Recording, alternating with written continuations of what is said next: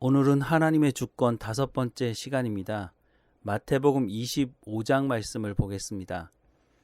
25장 14절부터 30절까지의 말씀입니다. 함께 읽겠습니다.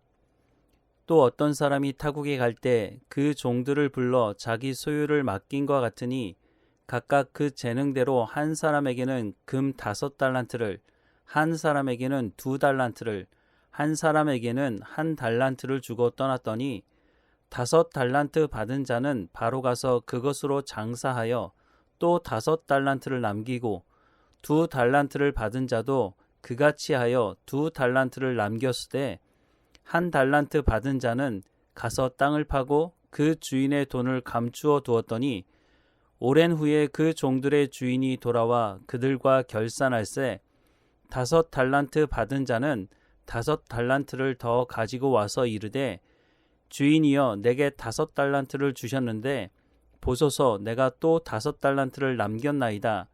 그 주인이 이르되 잘하였도다 착하고 충성된 종아 내가 작은 일에 충성하였음에 내가 많은 것을 내게 맡기리니 내 주인의 즐거움에 참여할지어다 하고 2달란트 받은 자도 와서 이르되 주인이여 내게 2달란트를 주셨는데 보소서 내가 또 2달란트를 남겼나이다. 그 주인이 이르되 잘하였도다 착하고 충성된 종아 내가 적은 일에 충성하였음에 내가 많은 것을 내게 맡기리니 내 주인의 즐거움에 참여할지어다 하고 1달란트 받은 자는 와서 이르되 주인이여 당신은 굳은 사람이라 심지 않는 데서 거두고 해치지 않는 데서 모으는 줄을 내가 알았으므로 두려워하여 나가서 당신의 달란트를 땅에 감추어 두었었나이다. 보소서 당신의 것을 가지셨나이다. 그 주인이 대답하여 이르되 악하고 게으른 종아 나는 심지 않는 데서 거두고 해치지 않는 데서 모으는 줄로 내가 알았느냐?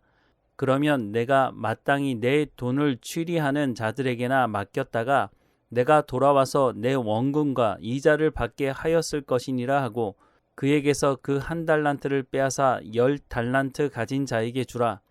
무릇 있는 자는 받아 풍족하게 되고 없는 자는 그 있는 것까지 빼앗기리라. 이 무익한 종을 바깥 어두운 데 내쫓으라. 거기서 슬피 울며 이를 갈리라 하니라. 아마 이 달란트 비유에 대한 말씀은 아마 교회에 오래 다니신 분들은 뭐 수도 없이 듣고 자기가 이야기할 수 있을 정도로 많이 들으셨을 거라고 생각이 듭니다.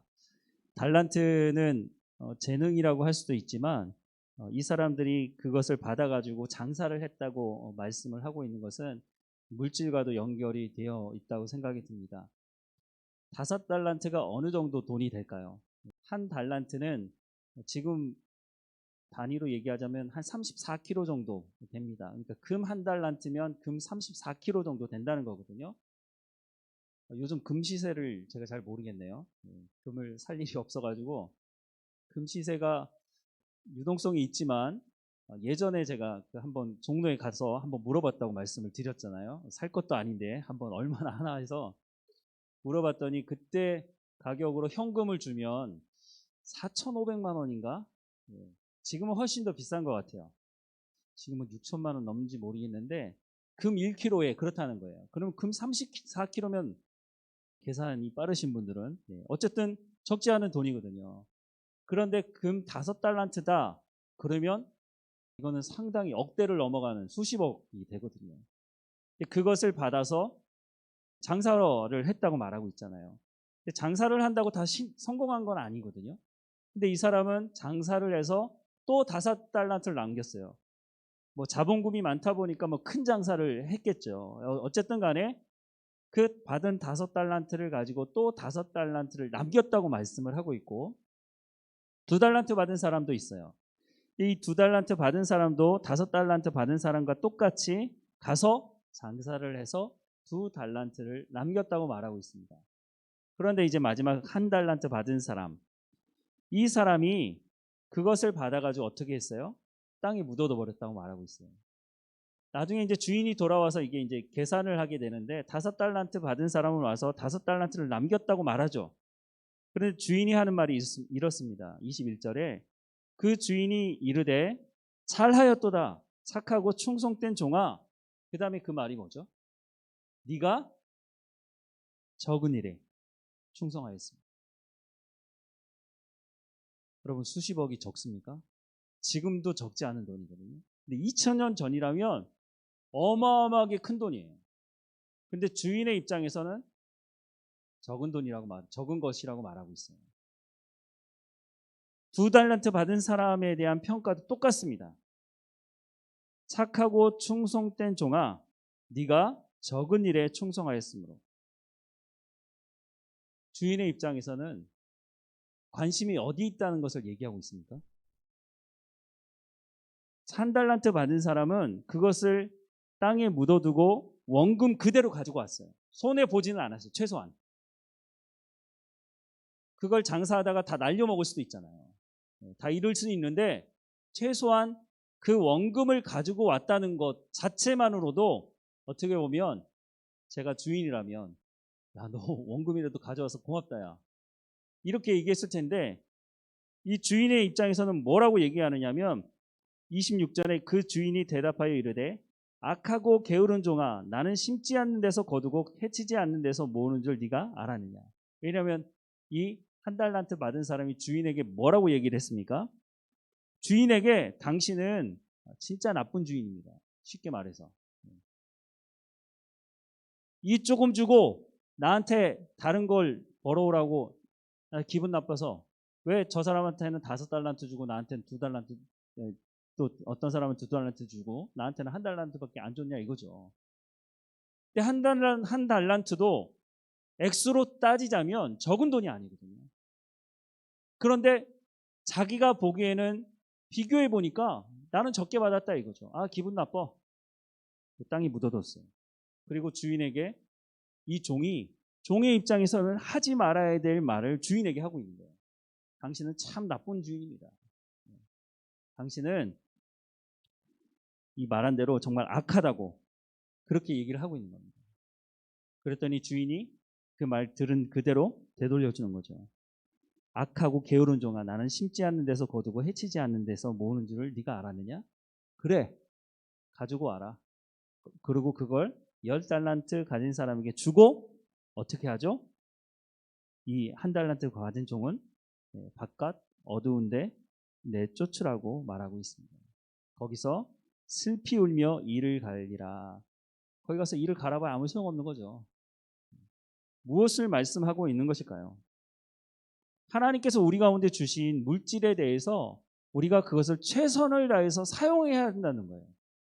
그것이 나한테 주는 재능이든지 그것이 물질이든지 어떤 것이든지 간에 하나님께서 내게 주셨다면 소중한 것이기 때문에 땅에 묻어두지 말고 최선을 다해서 사용하라는 거예요. 여러분들에게 어떤 재능이 있어요? 그 재능을 묻어두지 마시라고요. 그것을 하나님께서 주신 것이라면 갈고 닦아서 더 풍성하게 만들어야 한다는 것입니다. 하나님께서 내 가운데 재물을 주셨습니까? 그러면 그 재물을 가지고 내가 어떻게 사용할 것인지를 지혜롭게 생각할 수 있어야 되는 것이에요. 그냥 계속 묻어두기만 하면 1달란트 가진 사람이 될 수도 있는 것이죠. 하나님께서 주신 것을 가지고 심어야 될 땐 심어야 되고 먹어야 될 것은 먹으라고 말씀하고 있죠. 고린도후서 9장에 보면 심을 씨와 먹을 씨를 너희에게 주셨다고 하는 말씀을 하고 있어요. 그런데 대부분은 어떻게 하느냐면 내가 먹어야 될 것도 먹고 심어야 될 것도 먹고 하나님께 또 구하고 있어요. 하나님 더 필요합니다. 더 달라고 얘기를 해요. 심어야 될 것 심지 않으면 추수할 때 거둘 게 없는 거죠. 물질도 마찬가지인 거예요. 심어야 될 때 심으라고 말씀하고 있습니다. 종교 개혁을 했던 마틴 루터가 있어요. 독일 사람이죠. 그 마틴 루터가 뭐라고 얘기하느냐면 진정한 회개는 지갑이 회개해야 한다. 지갑이 회개하는 것이 진정한 회개다 이런 말을 했어요. 물질이 있는 곳에 예수님도 뭐라고 그러세요? 네 마음이 있지 않느냐.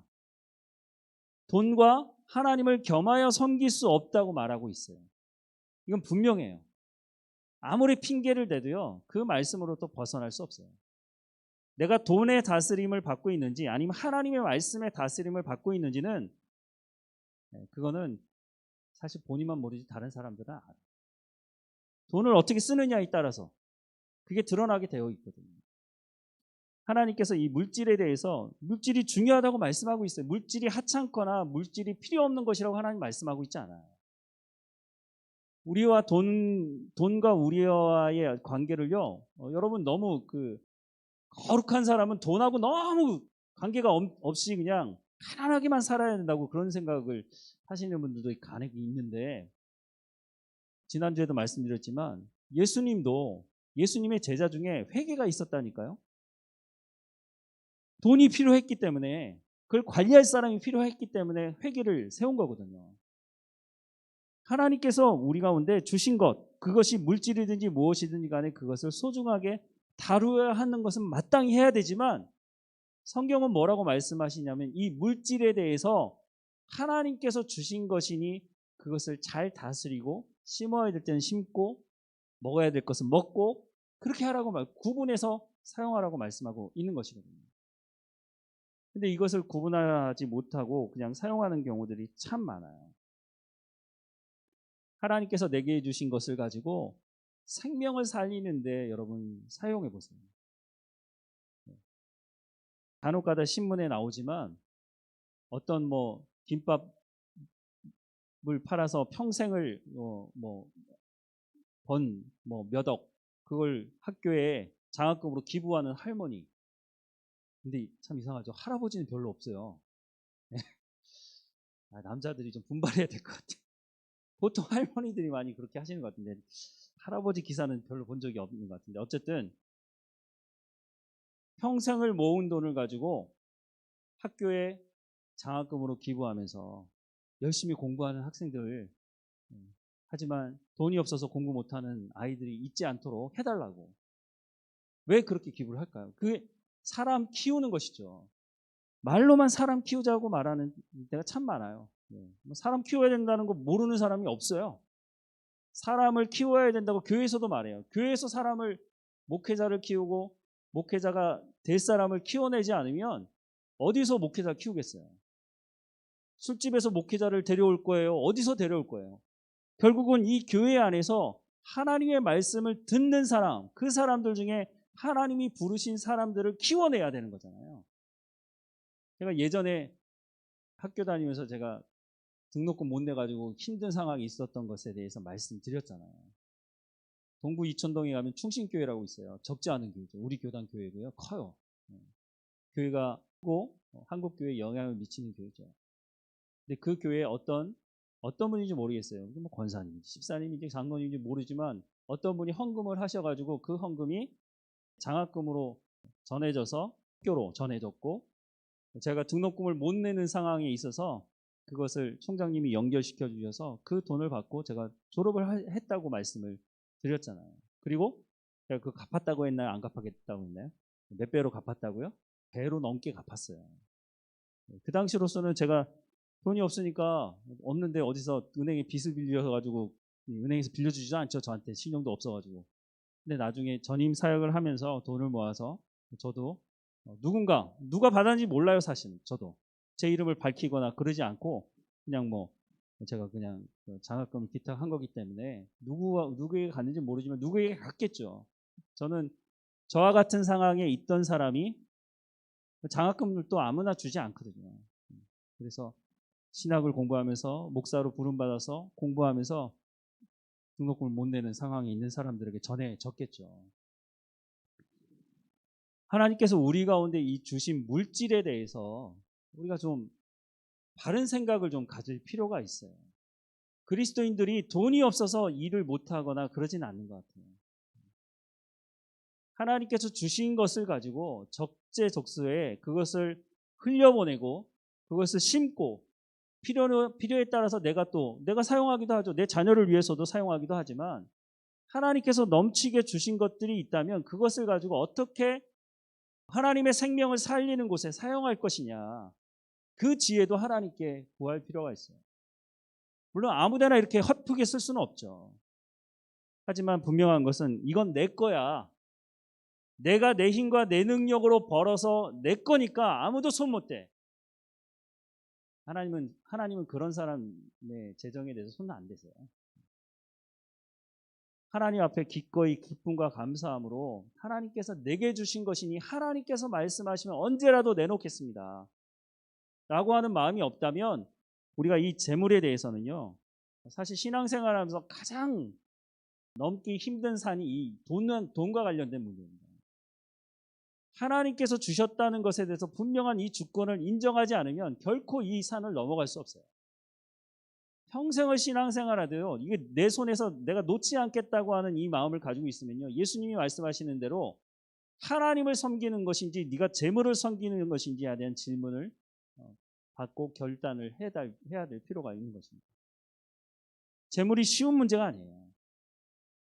아마 제가 알기로는 거의 모든 아마 훈련단체나 이 기독교 훈련단체나 이런 데서 가장 어렵게 다루는 것이 아마 이 재물에 대한 문제일 겁니다. 오죽하면 예수님께서 그렇게 말씀하셨겠어요. 돈과 하나님을 겸하여 섬길 수 없다고. 이건 정말 쉽지 않은 문제입니다. 하나님께서 주신 것이니 하나님께 방법대로 하나님 사용하십시오라고 내놓는 것이 별탄코 쉽지 않아요. 그런데 우리가 진정으로 하나님께서 말씀하시는 성숙한 그리스도인이 되기 원한다면 이 부분에 있어서 우리가 자유로워야 해요. 그러면 또 이렇게 생각할 수 있어요. 아유, 하나님 이거 내가 그래 평생 번 돈인데 갑자기 오셔가지고 너 다 내놔 이렇게 하면 어떡하지? 그렇게 하지 않으신다. 선교사로 나갈 마음이 없는 사람에게는요, 하나님 선교사로 나가라고 얘기 안 하세요. 뭐 아무리 분위기가 그래도 무슨 선교 집회에 가가지고 내가 지금 일어나지 않으면 어떻게 될 것처럼, 아니 거기서 일어나도 하나님 안 보내세요. 자원함으로 하지 않으면 가서 사고만 치고 돌아오게 되기 때문에 하나님 가지 말라고 했는데도 가는 사람도 있죠. 결국 사고 치고 돌아오거든요. 재물에 대해서도 마찬가지입니다. 정말 쉽지 않은 부분입니다. 제게도 쉽지 않고 모든 그리스도인들에게 이거는 쉬운 문제가 아닙니다. 하나님에 대한 주권을 온전히 인정하지 않고는 이 재물의 문제에 대해서 사실 쉽게 넘어갈 수가 없습니다. 제가 오늘 말씀을 드렸다고 해가지고 오늘 그냥 단번에 해결될 수 있다? 저는 그렇게 생각하지 않아요. 하나님께서 어느 순간에 우리에게 테스트하실 거예요. 이 재물에 대해서. 근데 그것을 넘어가지 못하잖아요. 그러면 또 어느 정도 시간이 지나면 하나님께 또 그 부분을 또 테스트하실 거예요. 왜냐하면 이것은 반드시 넘어가야 되는 부분이기 때문입니다.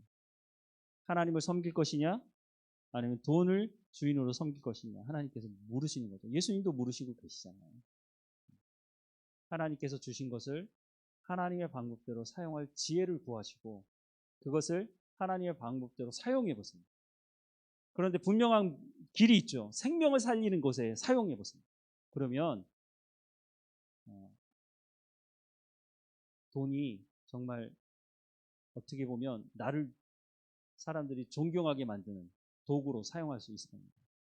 첫 번째 방법은 아니지만 아주 쉬운 방법을 하나 알려드릴까요? 여러분 밥을 많이 사세요. 밥을. 사람들에게 밥 먹으러 가자고 하시고요. 밥을 많이 사주세요. 특별히 청년들이나 그런 사람들에게 밥을 많이 사세요. 밥값이 얼마 많이 들겠습니까? 얼마나 많이 드나요? 뭐 하긴 많이 사면 이제 많이 들겠지만 예수님도 어디 갔든지요 사람들과 모여서 식사를 참 많이 하셨어요. 그래서 밥상 공동체라는 말이 생기기도 했어요. 함께 나누어 먹고 함께 대화하고 하는 것이요 마음을 열고 마음을 열 뿐만 아니라 대화를 할 수 있는 그런 좋은 통로가 될 수 있는 거거든요. 그래서 여러분 가능하면 밥을 많이 사주세요. 많이 사주시고 생색내지 마세요. 내가 산 거다 이런 얘기 하지 마시고 그냥 밥 사주고 얘기 들어주고 그러면 그 사람이 밥만 얻어먹는 게 아닙니다. 그 사람이 그 사람에 대한 신뢰하는 마음을 가지기 시작하는 것입니다. 물질은 잘 사용하면 생명을 살릴 수 있는 겁니다. 그래서 이것이 하나님으로부터 왔다는 것에 대한 분명한 생각을 가지고 이것을 하나님의 방법대로 사용할 수 있도록 하면 하나님께서 필요에 따라서 더 공급해 주시리라고 생각합니다. 하나님께 그냥 무조건 돈을 주십시오. 하나님 무조건 사업이 성공하게 해주십시오. 근데 왜 성공하게 해줘야 되냐고 하나님 물으시면 뭐라고 말씀하실 거예요? 하나님 제가 하여튼 뭐 다른 건 몰라도 하여튼 저도 뭐 억대는 있어야 되지 않겠습니까? 좋은 이유가 아니잖아요. 그래서 여러분이 이 재물에 대해서 정말 쉽지 않은 부분입니다. 하지만 성경에서 말씀하시는 대로 하나님의 것이라는 것을 분명히 인정하고 우리가 이 부분을 넘어갔으면 좋겠다는 생각을 합니다. 네 번째, 하나님의 주권에 대해서 하나님의 주권이 어디까지 미치느냐, 하나님의 주권이 어디 있느냐라고 했을 때 네 번째 보게 되는 것이 권세입니다. 권세. 권력이죠, 권력. 로마서 13장 1절에 보면 이런 말씀이 기록이 되어 있습니다. 각 사람은 위에 있는 권세들에게 복종하라. 권세는 하나님으로부터 나지 않음이 없나니 모든 권세는 다 하나님께서 정하신 바라. 이 로마서에 기록이 되어 있거든요. 사도 바울이 로마에 있는 교회 성도들에게 보내는 편지 안에 기록이 되어 있어요. 그런데 이때는요, 그렇게 심하게 기독교 그리스도인들을 박해하는 때는 아니었어요. 물론 네로라는 좀 이상한 왕이 등장해가지고 불 다 질러놓고 이거 누가 했느냐, 이게 그리스도인이 한 거다 막 이렇게 소문을 내서 박해가 있었지만 아직 본격적인 박해는 시작도 안 했어요. 약 200년 동안 10번의 대박해가 있었는데요. 어마어마한 박해들이 있었어요. 잡히면 다 죽는 거예요. 사자밥이 되고 십자가에 매달아 죽고 찬양한다고 입에다가 수은 부어서 죽이고 각종 고문 기계를 가지고 예수 믿는 사람들을 어마어마하게 죽였어요. 그런데 사도 바울은 로마서를 쓰면서 뭐라고 말하고 있느냐면 각 사람은 위에 있는 권세들에게 복종하라. 이미 로마가 어느 정도는 자기들이 점령한 나라에 대해서 그 사람들이 섬기고 각 사람이 섬기고 있는 종교에 대해서 그렇게 터치하지 않았거든요. 이미 로마가 예수님 시대만 하더라도 로마가 이미 이스라엘을 다스리고 있었잖아요. 근데 이 이스라엘의 이 종교적인 문제에 대해서 로마가 별로 간섭하려고 하지 않았어요. 그러니까 총독이 있었지만 총독도 그냥 이게 하도 시끄러운 동네라 좀 잘 나가는 총독들은 여기 오려고 하지를 않았어요. 근데 하여튼 이 유대인과 이 기독교 뭐 그 안에 있는 사람들이니까 이것에 대해서 심각하게 다루지는 않았지만 그래도 유대주의자들, 예수님을 잡아 죽였던 이 유대주의를 따르는 사람들을 중심으로 이 사람들이 그리스도인들이 늘어나자 어떻게 하느냐면 저 그리스도인들은 로마의 황제를 주라고 생각하지 않는다. 저 사람들은 로마의 황제를 주라고 생각하지 않고 예수 그리스도라고 하는 사람이 있는데 그 사람을 주라고 생각한다. 이건 반역하는 거 아니냐. 로마의 입장에서 보면 우리의 황제가 신의 아들이고 주인데 아니 다른 주가 있단 말이야. 그러면 이거는 반역죄인 거죠. 로마 군인들이나 로마 사람들은 별로 그런 것을 의식하지 않았지만 유대주의자들이 저 그리스도인들은 그런 놈들이다. 저 가만히 두면 안 된다. 자꾸 꼬드기니까 이 로마 사람들이 로마 군인들이 그리스도인들을 박해하게 되는 거죠. 그런 상황에 있었죠. 각 사람은 위에 있는 권세를 복종하라. 그런 상황에 있을 때 이 말씀이 그러면 로마 교회 성도들에게 어떻게 들려졌을까요? 아니 우리가 언제까지 이렇게 당하고만 있어야 되는 거야 이거. 아니 예수 믿는 게 무슨 내가 죽을 일이야? 왜 예수 믿는다고 잡아 죽이는 거야? 반기를 들어야 되는 거 아닐까요? 각 사람은 위에 있는 권세에 대해서 복종하래요. 근데 아니 그러면 한 대 때리면 그냥 맞고 쓰러지라는 얘기인가? 예수님이 말씀하시는 것처럼 오른뺨을 맞으면 왼뺨도 들여내라는 건가? 그럼 어떻게 하라는 거지? 다 죽으면 어떻게 해요? 근데 권세는 하나님으로부터 나오지 않음이 없나니 모든 권세는 다 하나님께서 또 정하신 바라 이렇게 말하고 있어요. 박해를 당하는 사람들의 입장에서 본다면 과연 이 말씀을 하나님의 말씀으로 받아들일 수 있을까 하는 것입니다.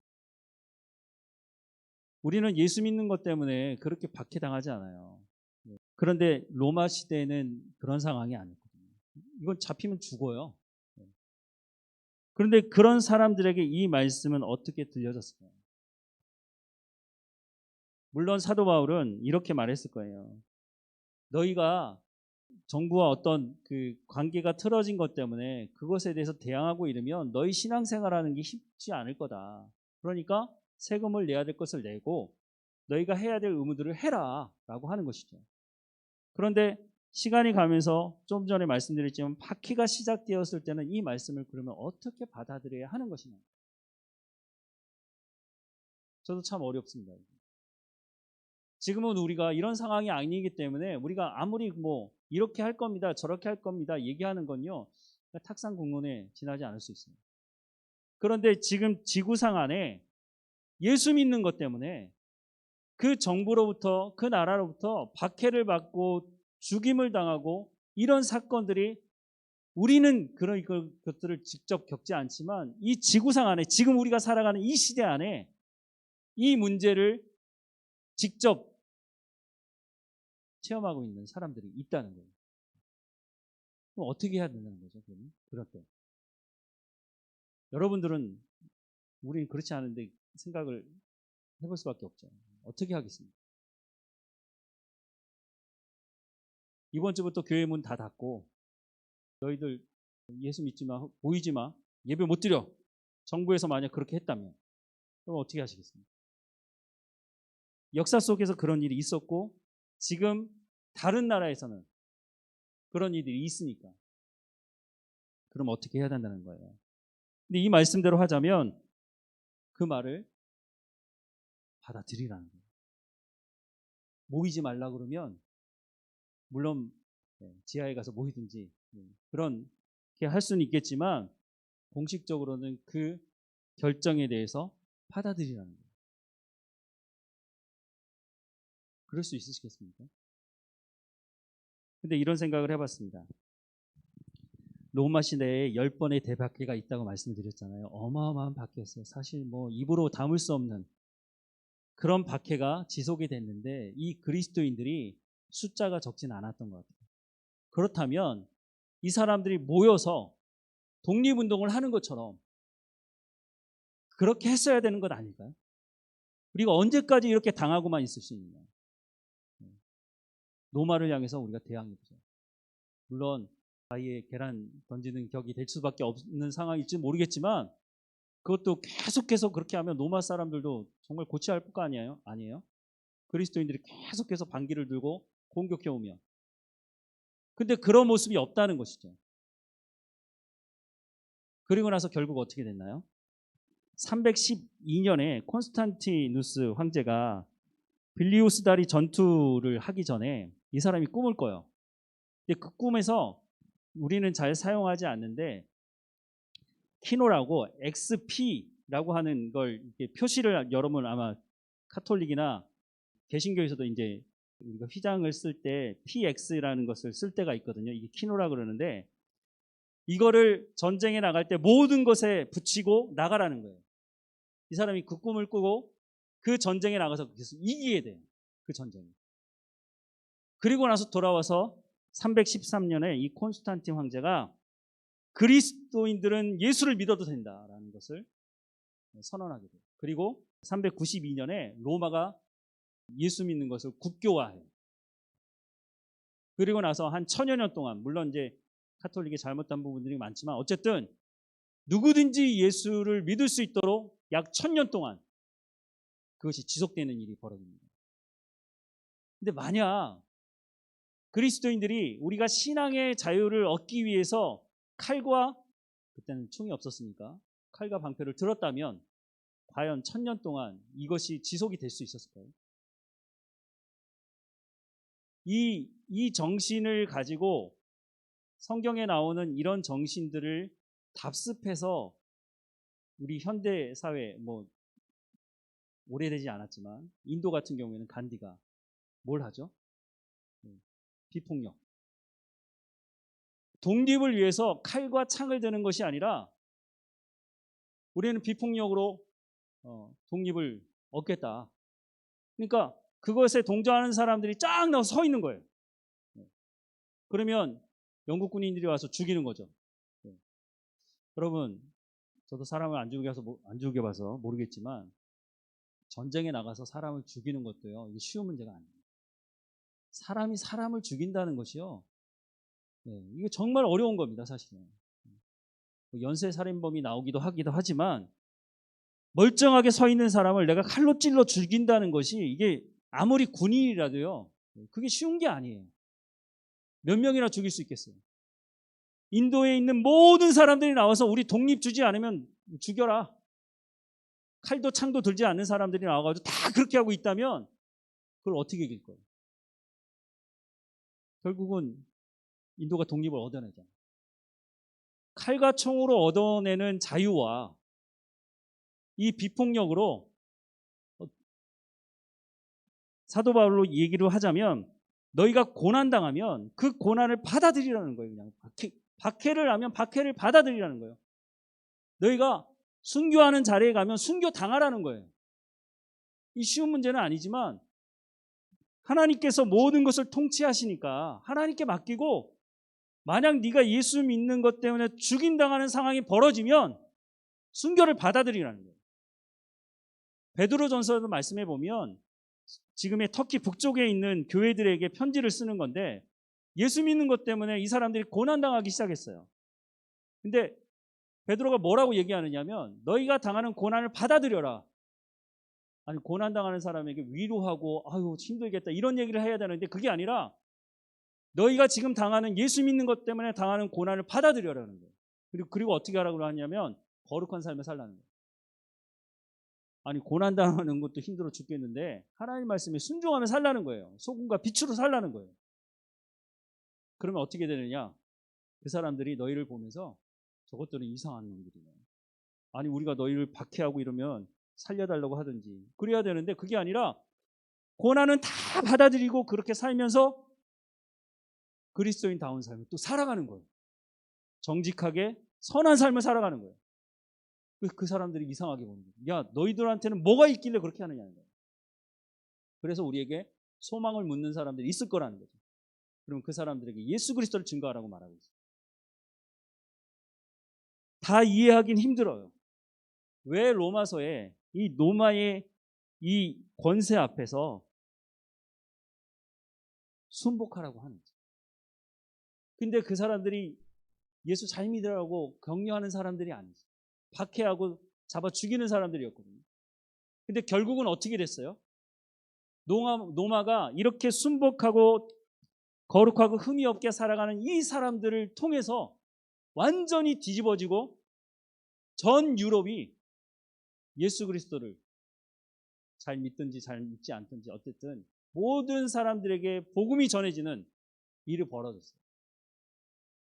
당장 내 지금 앞에서 칼과 총을 드는 것이 훨씬 더 유익한 것처럼 보이지만 여러분 자유를 얻겠다고 종교적인 자유를 얻겠다고 칼과 총을 들어서 그 다음에 1000년 정도 아니 수백 년 평화로운 복음을 전하는 그런 역사를 쓴 나라가 있나요?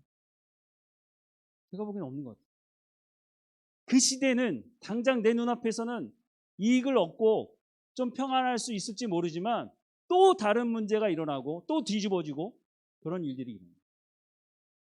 그 진정한 힘은 총과 칼에서 나오는 것이 아니라 예수 그리스도를 내가 구주로 영접한 사람으로 그것을 분명한 신앙의 고백을 하면서 하나님의 말씀대로 순종하는 그 사람들을 통해서 역사가 이루어져 간다는 거죠. 근데 이게 한 시대가 아니라 지속될 수 있는 힘이 거기서 나온다고 하는 거죠. 그런 면에 있어서 우리가 이 권세자들에 대해서 하나님께서 세우셨다는 거예요. 그것이 선한 사람이든지 아니면 악한 사람이 세워져서 그 사람들을 통해서 오히려 그리스도인들을 박해하는 일이 벌어진다 할지라도 그러면 왜 그 일이 벌어졌는지를 또 기도하면서 하나님께 물어야죠. 하나님 앞에 우상을 숭배하고 불순종하고 있으면 그것에 대한 심판을 하고 회개하고 돌이킬 수 있도록 하기 위해서 하나님께서 그런 방법을 사용하시기도 하니까 우리가 성경의 말씀을 통해서 성경의 말씀에만 갇혀 있는 것이 아닙니다. 성경의 말씀을 제대로 알고 하나님이 누구이신지를 알면요 세상을 보는 눈이 달라져요. 단순히 그냥 로마 사람, 로마의 권세에 대해서 그냥 복종해라. 그런 말을 하시고 있는 것이 아닙니다. 정치 위에 종교가 있는 것입니다. 물론 정치하는 사람들은 그렇게 생각하지 않죠. 정치하는 사람들은 종교를 다스리려고 하죠. 그 종교를 통제해요. 잘 보면은요, 기독교인구가 늘어나면요, 기독교에 문제가 생긴 것들을요, 뉴스에서 대ጫ맞게 방송해요. 또 불교가 이렇게 좀 늘어난다 싶으면요, 숫자를 조절을 해요. 정치학적으로. 뭐 그런든가 말든가. 우리 예수 잘 믿으면 된다는 거예요. 예수 잘 믿는 사람이, 여기서 자라난 사람이 정치를 해야죠. 정치가 썩었다고 말할 것이 아니라 교회에서 사람을 기르지 않는데, 국회의원의 절반 정도가 뭐 교회 나간다면서요. 네. 근데 맨날 교회 나가는 그 사람들은 뭐 하는지 모르겠어요. 국회를 보면서 야 정말 정치 잘한다고 얘기하는 사람 제가 지금까지 한 번도 만나본 적이 없어요. 맨날 욕해요 다. 근데 다 뽑아가지고 또 다 보내. 그것도 이해가 안 돼요. 보내지 말든가. 교회에서 사람을 키워야 됩니다. 나중에 또 말씀드리겠지만 영국의 노예제도를 폐지한 사람이 있어요. 우리는 링컨만 생각하지만 먼저 앞서서 영국의 노예제를 폐지했던 윌리엄 윌버포스라는 사람이 있어요. 그 사람이 젊었을 때에 성령 체험을 하고 그 사람이 예수 그리스도를 제대로 알기 시작하면서 이 노예 제도는 내가 평생 이 문제를 해결해야겠다. 그 사람 정치하는 사람이었거든요. 젊었을 때부터 정치를 했어요. 20대부터 이 마음을 가지고 이 사람이 결국은 영국의 노예 제도를 폐지시켜요. 법적으로. 근데 이 사람이 죽고 나서 몇 개월 뒤에 그게 딱 결정이 났어요. 교회에서 그런 사람들을 키워내요. 다른 교회가 그러지 않으면 우리가 그런 사람을 키워내요. 입으로만 키우는 것이 아니에요. 내가 가서 헌신해줘야 되고요. 내가 기도해줘야 되고 내가 물질을 내지 않으면 어떻게 키울 수 있겠습니까? 한 아이가 태어나서 대학까지 가는데 얼마 정도 드나요 요즘에? 2억 든다고 한 때가 꽤 됐어요. 지금은 더 들 거예요. 한 아이가 태어나서 대학까지 졸업하는데 그냥 사람은 키워지지 않습니다. 여러분 정말 좋은 목회자를 원하신다면 우리 교회가 그 일을 해야 되는 거죠. 좋은 목회자 어디 있나 하고 돌아보다가 이게 낚시하듯이 탁 그럴 생각을 하지 마세요. 우리가 우리 교회 학교에서부터 우리의 자녀들을 키워내야 됩니다. 혹시 내 자녀가 하나님 부르셔서 신학대 가겠다 그러면 여러분 쌍수를 들고 말리실 거죠? 그러면 말씀 누가 가르칩니까? 갈수록 홍수 때 마실 물이 없다고 그런 일들이 성경에도 기록이 되어 있지만 그런 일이 일어날 겁니다. 하지만 그런 일을 우리가 경험하지 않기 위해서는 사람을 키워야 합니다. 거기에 하나님의 주권을 인정하는 재물도 하나님의 권세도 우리가 이것을 인정해야 우리가 제대로 된 사람들을 키워낼 수 있다는 것입니다. 이 시간 잠깐 기도하고 마치도록 하겠습니다. 하나님, 이 시간 우리가 여기에 모여서 함께 예배할 수 있도록 허락해 주셔서 감사합니다. 하지만 우리가 상대적인 감사에 눈이 멀지 않도록 하나님의 절대 감사인 구원에 대해서 기쁨과 감사함으로 하나님 우리를 부르신 부름에 합당한 삶을 살아갈 수 있도록 인도해 주옵소서. 하나님 우리 가운데 먹고 마실 수 있도록 허락해 주셔서 감사합니다. 하나님 하지만 이것이 내 것이라고 주장하지 않게 하시고 심을 씨와 먹을 씨를 구분할 줄 알게 하시며 하나님 내 지갑이 회개하게 하시고 하나님이 주신 것을 가지고 생명을 살리는 데 사용할 수 있는 지혜로움을 우리 가운데 허락해 주옵소서. 하나님 이 시간 지구상 어느 곳에서는 예수 믿는다는 이유 때문에 박해를 받고 심지어는 죽임을 당하는 순교의 자리 가운데 나가는 사람들도 있습니다. 하나님, 하나님의 말씀이 무엇인지 우리가 어떻게 다 알 수 있겠습니까? 하나님, 우리 가운데 하나님께서 성령의 충만함으로 하나님 말씀을 이해할 수 있도록, 알 수 있도록 그 말씀에 순종할 수 있도록 하나님 인도해 주옵소서. 무엇보다 우리가 서 있는 우리의 삶의 현장에서 우리 가운데 맡겨진 하나님께서 말씀하시는 그 말씀에 순종함으로 우리 가운데 고난이 있다면 그 고난을 받아들이면서 불평하고 원망하는 것이 아니라 거룩한 삶을 세상 사람들에게 그리스도인은 이렇게 살아가는 것이라고 보여줄 수 있도록 우리를 붙들어 주시고 위로해 주시며 하나님 주시는 힘과 능력으로 살아낼 수 있도록 은혜를 허락해 주옵소서. 하나님, 몸이 연약한 성도들을 기억해 주시고 모든 치료의 과정 한 걸음 한 걸음을 하나님 인도해 주시고 하나님 그 믿음이 흔들리지 아니하도록 하나님께서 지켜주시며 이 치료를 통해 또한 하나님께 더 나아갈 수 있도록 하나님 맡겨주신 일들을 잘 감당할 수 있도록 은혜를 허락해 주옵소서. 믿음이 흔들리지 아니하도록 늘 감사하는 마음이 있도록 하나님 주시는 평안함을 가질 수 있도록 하나님 허락해 주옵소서. 하나님 우리의 자녀들 어느 곳에 있든지 하나님 지켜주시고 하나님 부르신 부르심에 합당한 삶을 살아갈 수 있도록 하나님 말씀해 주시고 하나님 만나 주시옵소서.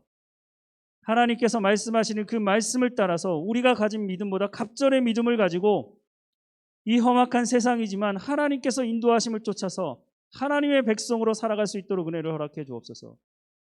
하나님 이곳에서 하나님의 사람들이 일어나게 하셔서 이 험악한 세상에 하나님 말씀을 증거하고 하나님의 말씀을 온전히 세워가는 사람들을 세울 수 있도록 하나님 우리 가운데 힘과 능력과 필요한 모든 것들을 공급해 주옵소서.